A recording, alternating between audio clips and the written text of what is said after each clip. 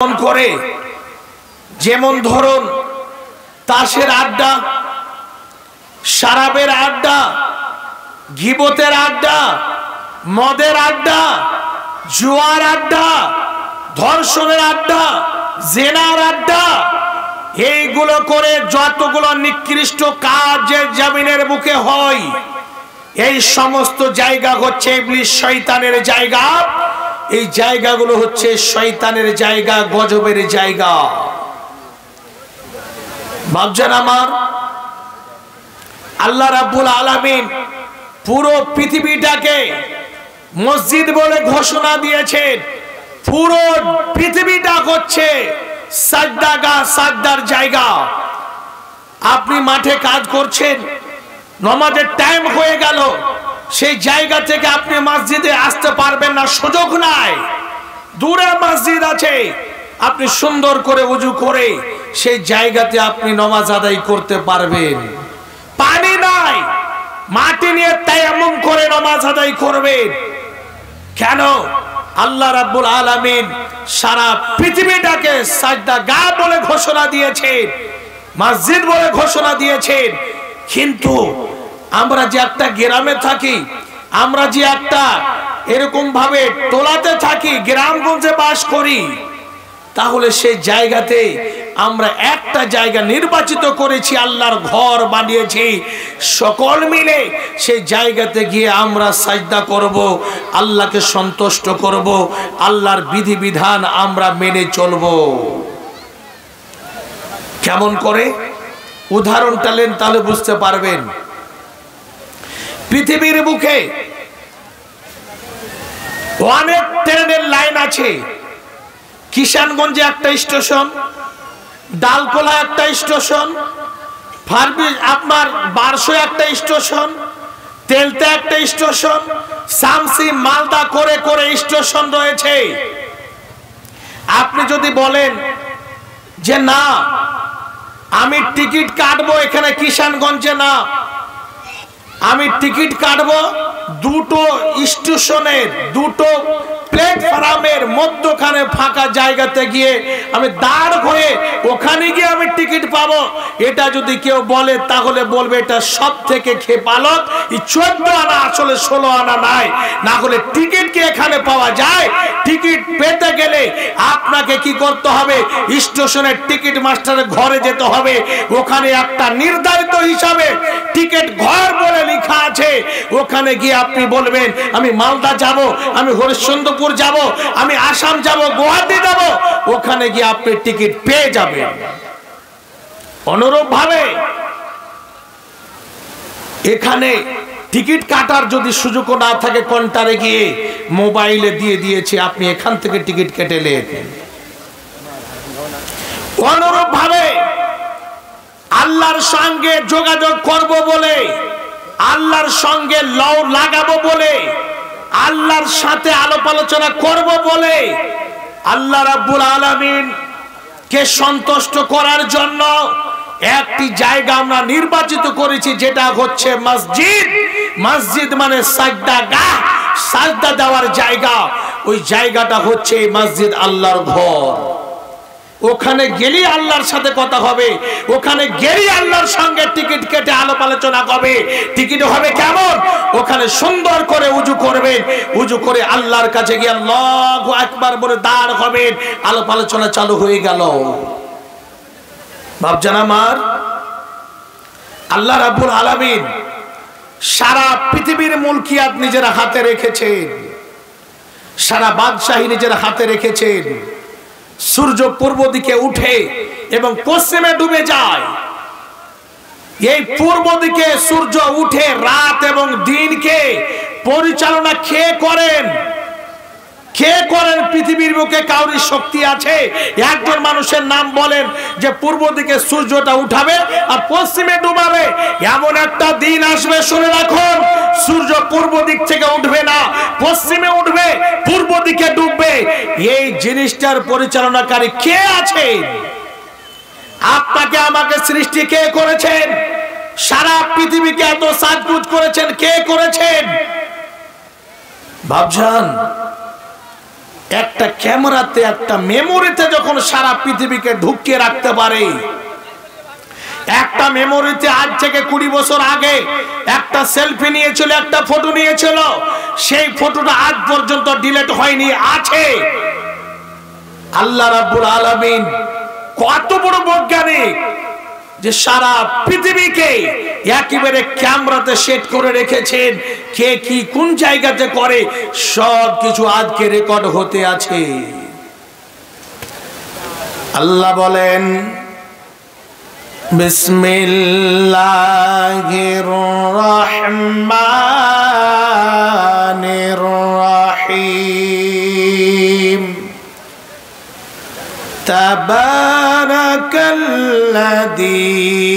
বিয়াদিহিল মুলকু ওয়া হুয়া আলা কুল্লি শাইইন কাদির।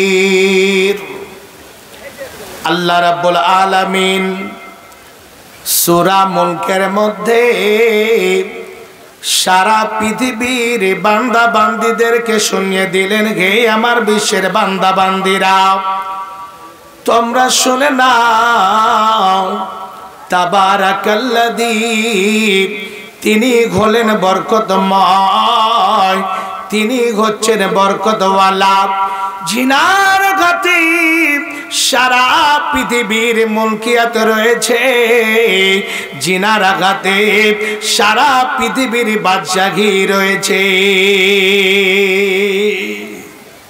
হে বাপজান আমার, আল্লাহ রাব্বুল আলামিন সারা পৃথিবীকে 1 মাস নয়, 2 মাস নয়, বরং আল্লাহ রাব্বুল আলামিন সারা পৃথিবীকে 6 দিনে সৃষ্টি করেছে। আল্লাহ বলেন কোন ফায়াকুন, হয়ে যাও, হয়ে গেল। আল্লাহ রাব্বুল আলামিন 1-2 করে 6 দিনে আল্লাহ বলছেন ফি সিত্তাতি আইয়ামিন সুম্মা ইস্তাওয়া আলাল আরশ। 6 দিনে সারা পৃথিবীকে সাজগুজ করেছেন। কেমন করে? আল্লাহ রাব্বুল আলামিন কোন জায়গাকে শুকনো রেখেছেন। দেখেন কত বড় বৈজ্ঞানিক, তিনার কাছে কেমন বাদশাহী রয়েছে। হে বাপজান আমার, যদি সারা পৃথিবীকে নদী বানিয়ে দিতেন, তাহলে নদী থেকে ধান, গম, জও এগুলো পর্যন্ত হতো না। আল্লাহ জানেন আমার বান্দা বান্দীদের আমি সৃষ্টি করেছি, আমার এতগুলো লক্ষ লক্ষ কোটি কোটি মাখলুকাত সৃষ্টি করেছি। আল্লাহ জানেন তার জন্য দেখেন যে জায়গাতে পানির ব্যবস্থা কেমন করে, পাহাড় থেকে এতগুলো পানি নেমে আসে, পানিগুলো কোন জায়গা দিকে যাবে, কোন জায়গাতে গিয়ে আবার শেষ হবে, কোন জায়গাতে পানিগুলো পড়ে এই দিকে যেন ঢালাঘারে পানি এরকম যেন জমনা ধরে যায়, মানুষের বাড়ি ঘর যেন ডুবে না যায়, তার জন্য আল্লাহ রাব্বুল আলামিন তারও ব্যবস্থা দিয়েছে। দেখেন নদীর ব্যবস্থা দিয়েছে, সমুদ্রের ব্যবস্থা দিয়েছে। আল্লাহ কত বড় বৈজ্ঞানিক দেখুন। সারা পৃথিবীটাকে যদি নদী বানিয়ে দিতেন, তাহলে সেই জায়গা থেকে এগুলো ঘর বাড়ি হতো না, সেই জায়গাতে ধান, সরিষা, গম, আলু হতো না, ভুট্টা হতো না, কোন রকমের ফসল উপার্জন হতো না। হে বাপজান আমার, আল্লাহ রাব্বুল আলামিন মধ্যে মধ্যে নদীর ব্যবস্থা দিয়েছেন, মধ্যে মধ্যে সমুদ্রের ব্যবস্থা দিয়েছেন, আবার জায়গা জায়গাতে দেখবেন আল্লাহ রাব্বুল আলামিন শুকনো জায়গা দিয়েছেন। যেমন ভাবে আজকে আমরা যে জায়গাতে বসে আছি দেখুন পার্শ্বে নদী আছে, এইরকম মহানন্দা নদী। এই নদীতে যখন পানি বেড়ে যায়, বর্ষাকালে যখন পানি নদীতে ঢালারে চলে আসে, আমাদের বাড়িতে বাড়িতে পানি ঢুকে যায়, তখন যেন জান বাঁচা ভার হয়ে যায়। এই বাপদান আমার, এই পৃথিবীকে কেমন করে নদী দিয়ে সাজিয়েছেন, কেমন করে শুকনো জায়গা রেখে সেই জায়গাতে দেখুন বড় বড় পাহাড় দিয়েছেন, বড় বড় এইরকম ভাবে গাছ গোছালে দিয়ে সাজিয়েছেন, ফলের গাছ দিয়েছেন, ফুলের গাছ দিয়েছেন, সেই জায়গাতে এমন এমন জিনিস দিয়েছেন, এমন এমন নিদর্শন দিয়েছেন, তার জন্য আল্লাহ রাব্বুল আলামিন সমস্ত বান্দা বান্দীদের বলেন ফাসিরু ফিল আরদ, আমার জমিতে তোমরা চলে চলে দেখো। আমার একটিবার জমিতে নেমে দেখো আমি কোথায় কোথায় কি রেখেছি। আপনি যখন দার্জিলিং এ যাবেন, দার্জিলিং এ যখন 4 চাকাতে চেপে যখন উপরে উঠবেন, সেই জায়গাটাতে গিয়ে মনে হবে আর যাব না, ফিরে আবার নিচে চলে যাই। কেন? একটু যদি ব্যালেন্স, একটু যদি কলবিগড় হয়ে যায়, বিন্দু পরিমাণ যদি এদিক ওদিক হয়ে যায়, তাহলে জানটা বাঁচবে না, একেবারে সরাসরি একেবারে আমাকে দুনিয়া ছেড়ে চলে যেতে হবে।